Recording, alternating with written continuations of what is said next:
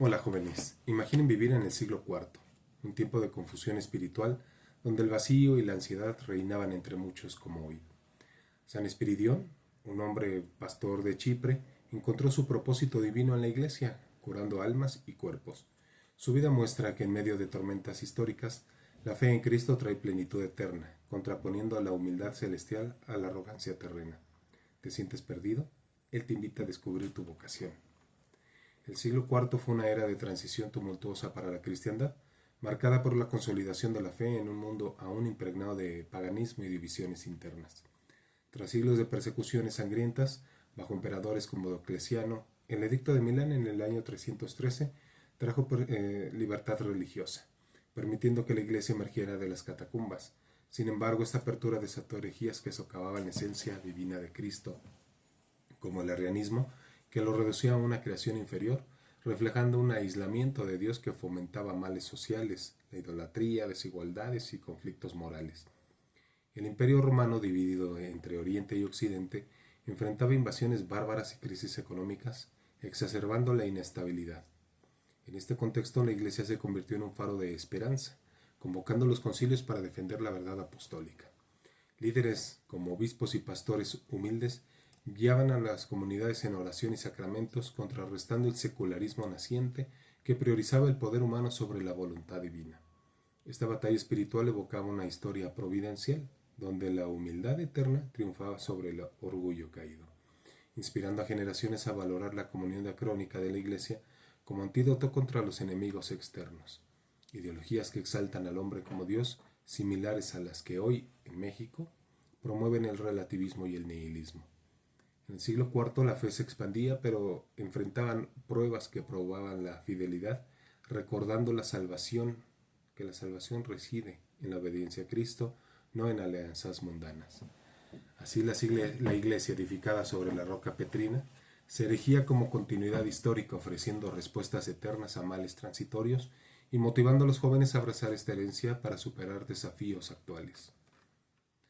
En el corazón de Chipre, alrededor del año 270, nace Espiridión en una familia humilde y cristiana. Desde joven trabajó como pastor de ovejas, una vida sencilla que forjó su carácter humilde y piadoso. En aquellos días el imperio romano bullía de cambios, el paganismo aún dominaba, con emperadores que perseguían a los fieles, reflejando una ciudad terrena orgullosa y caída, donde el poder humano eclipsaba la eternidad divina. Espiridión, sin embargo, vivió en la ciudad de Dios, marcada por la humildad y la fe eterna. Casado y con una hija, enfrentó la pérdida de su esposa, un sufrimiento que lo impulsó a profundizar su devoción. Durante la persecución de Maximino de Haya, alrededor del año 312, Espiridión fue arrestado por confesar a Cristo. Perdió un ojo y fue lisiado de una pierna, desterrado a trabajos forzados en minas. Este martirio no lo quebrantó, al contrario, lo transformó en testigo vivo de la gracia. Liberado tras la muerte del emperador, regresa a Chipre, donde su fama de santidad crece. Elegido obispo de Tremutune, rechazó el cargo por humildad, pero aceptó al ver la voluntad divina.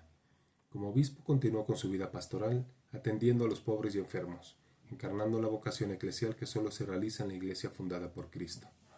En el año 325 participó en el Concilio de Nicea, convocado por Constantino para combatir el arrianismo, herejía que negaba la divinidad plena de Cristo, similar a ideologías destructivas de hoy como el relativismo o el transhumanismo, que reducen al hombre a mero producto de fuerzas mundanas. Espiridión, sin formación filosófica, defendió la Trinidad con simplicidad. Tomó un ladrillo, lo bendijo y se separó en fuego, agua y tierra, ilustrando tres elementos en uno como el Padre, Hijo y Espíritu Santo. Este milagro convenció a un filósofo arriano, resaltando que la verdad divina prevalece sobre argumentos humanos. Su interacción con obispos como Alejandro de Alejandría reflejó la sucesión apostólica, fortaleciendo la comunión de los santos. De regreso, Espiridión realizó milagros que transformarían vidas. Curó a un niño moribundo, resucitó a su hija muerta para revelar un secreto, y durante una sequía oró por lluvia y se salvaron cosechas. En una hambruna convirtió una serpiente en oro para ayudar a un pobre, simbolizando cómo la fe redime lo venenoso del mundo. Su vida contrasta con la ciudad terrena, con sus ideologías paganas y herejías, contra la ciudad de Dios humilde y eterna.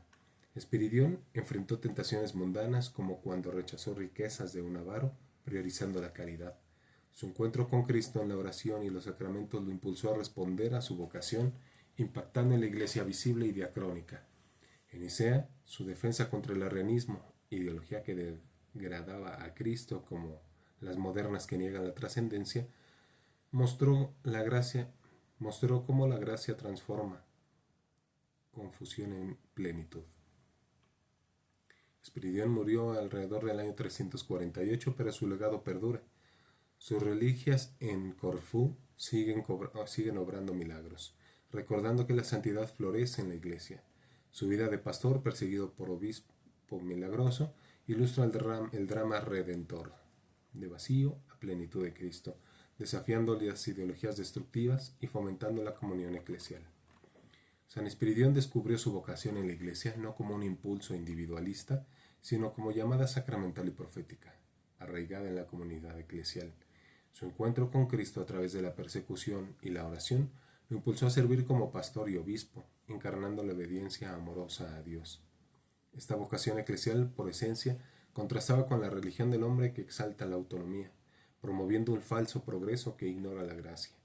Para Espiridión, la fidelidad a la voluntad divina traía la realización plena, no resignación, participando en el drama redentor de la historia. Su defensa en Nicea de la Trinidad mostraba que la vocación católica nutrida por sacramentos y tradición apostólica ofrece sentido, verdad y libertad, conectando el deseo humano de propósito con la comunión diacrónica de la Iglesia. Su aporte fortaleció la doctrina trinitaria, sometiéndose a la jerarquía eclesial y magisterio, beneficiando al depósito de la fe.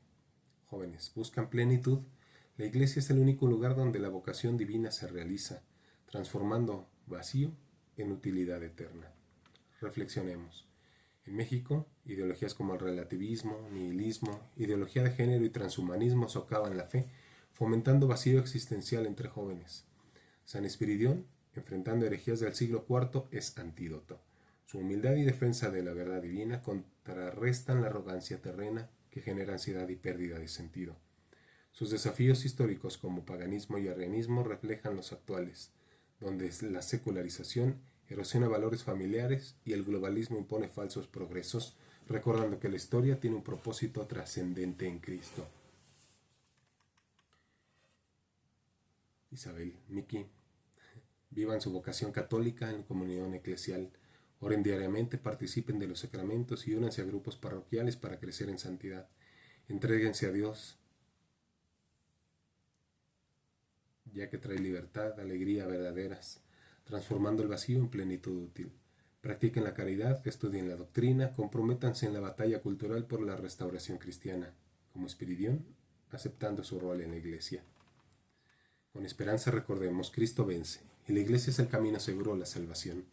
Descubrir su vocación elimina la ceguera existencial, guiando a la aceptación plena de Dios.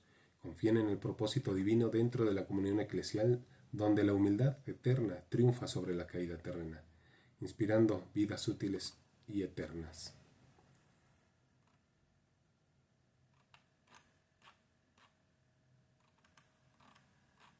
Que Dios los bendiga y que la Santísima Virgen interceda por ustedes.